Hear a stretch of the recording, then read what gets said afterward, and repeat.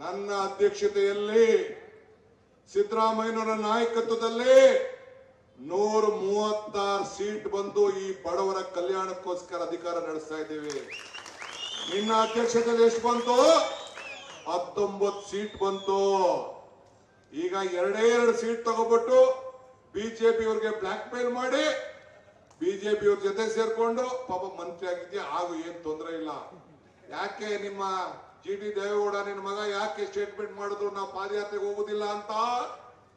ನಿಮ್ಮ ಉಳುಕೆಲ್ಲ ಈಚೆ ಬಂದ್ಬಿಡ್ತದೆ ಅಂತ.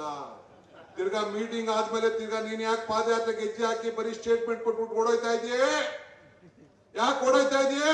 ಸ್ಟೇಟ್ಮೆಂಟ್ ಕೊಟ್ಬಿಟ್ಟು ನೀ ಸ್ಟೇಟ್ಮೆಂಟ್ ಕೊಟ್ಬಿಟ್ಟು ಓಡೋಗ್ತಾ ಇದೆಯೇ? ಯಾಕೆ ನೀ ಸ್ಟೇಟ್ಮೆಂಟ್ ಕೊಟ್ಟೆ? ಅವನು ಯಾವನೋ ಪ್ರೀತಮ್ ಗೌಡ ನನ್ನ ಕುಟುಂಬದ ಜೊತೆ ನನ್ನ ಕುಟುಂಬದ ಮರ್ಯಾದೆ ತೆಗೆದ್ಬಿಟ್ಟ ಅಂತ. ಯಾರು ಹೇಳಿದ್ರು ನಿನ್ ಕುಟುಂಬ ಇಲ್ಲ ಅಂತ? ನೀನೇ ಹೇಳ್ದಲ್ಲಪ್ಪ, ರೇವಣ್ಣಂದೇ ಬೇರೆ ಕುಟುಂಬ ನಂದೇ ಬೇರೆ ಕುಟುಂಬ ಅಂತ ನಾನು ಹೇಳಿದ್ದೇನ್ರಿ. ನೀನೇ ಹೇಳ್ಬಿಟ್ಟು ನಾವು ಭಾಗ ಆಗ್ಬಿಟ್ಟಿದೀವಿ ಬೇರೆ ಕುಟುಂಬ ಅಂತ. ಈಗ ಕುಟುಂಬ ಅಂತ ಹೇಳ್ತಾ ಇದೆಯಲ್ಲ, ನಾವು ನಿನ್ ಕುಟುಂಬಕ್ಕೆ ನಾವು ಬಾಯ ಹಾಕುತ್ತಾ ಇರಲಿಲ್ಲ, ಕೈ ಹಾಕುತ್ತಾ ಇರಲಿಲ್ಲ.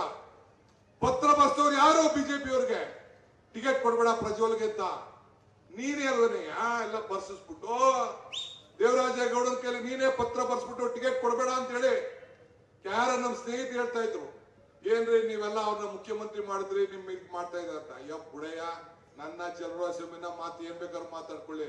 ಅವ್ರ ಸ್ವಂತ ಅಣ್ಣ ಅದಕ್ಕೆ ಅಣ್ಣನ ಮಕ್ಳನ್ನೇ ಸಹಿಸೋದಿಲ್ಲ, ನಮ್ನ ಹೆಂಗ್ರಿ ಸಹಿಸ್ತಾರೆ ಅಂತ ಹೇಳಿದ್ರೆ, ನಮ್ನ ಹೆಂಗ್ರಿ ಸಹಿಸ್ತಾರೆ ಅಂತ. ನಾನು ಯಾಕೆ ಈ ಮಾತೆಲ್ಲ ಇಲ್ಲಿ ಕುಮಾರಸ್ವಾಮಿ ವಿಚಾರ ಮಾತಾಡ್ತಾ ಇದ್ದೀನಿ ಅಂದ್ರೆ, ಇಲ್ಲಿ ಸಂಸತ್ ಸದಸ್ಯರು ಅವೆಲ್ಲ ಆಯ್ಕೆ ಮಾಡಿ ಕಳ್ಸಿಕೊಟ್ಟಿದ್ದೀರಿ. ಪಾಪ ಅವ್ರ ಮಗನ ಸೋಲ್ಸಿದ್ರಿ ಲಾಸ್ಟ್ ಟೈಮ್. ನಾನು ಗೆಲ್ಸ್ಬೇಕು ಅಂತಿದ್ದೆ, ಸೋಲ್ಸಿದ್ರಿ ನೀವು. ಸೋಲ್ಸಿದ್ಮೇಲೆ ಈಗ ಏನ್ ಹೇಳವ್ರೆ, 10,000 ಜನಕ್ಕೋಸ್ಕರ ನಾನು ಇಲ್ಲೊಂದು 10,000 ಜನ, ಈ ಹಾಸನದಲ್ಲಿ ಒಂದು 10,000 ಜನ, ನಾನು ಒಂದು ಫ್ಯಾಕ್ಟ್ರಿ ತಗೊಂಡ್ಬರ್ತೀನಿ, ನಾನು ಇಂಡಸ್ಟ್ರೀಸ್ ಮಿನಿಸ್ಟರ್ ಆಗಿದ್ದೀನಿ ಅಂತ ಹೇಳಿದ್ರು. ನಾನು ಅವ್ರಿಗೆ ಒಂದು ಮಾತು ಕೊಡ್ಲಿಕ್ಕೆ ಬಯಸ್ತಾ ಇದ್ದೇನೆ.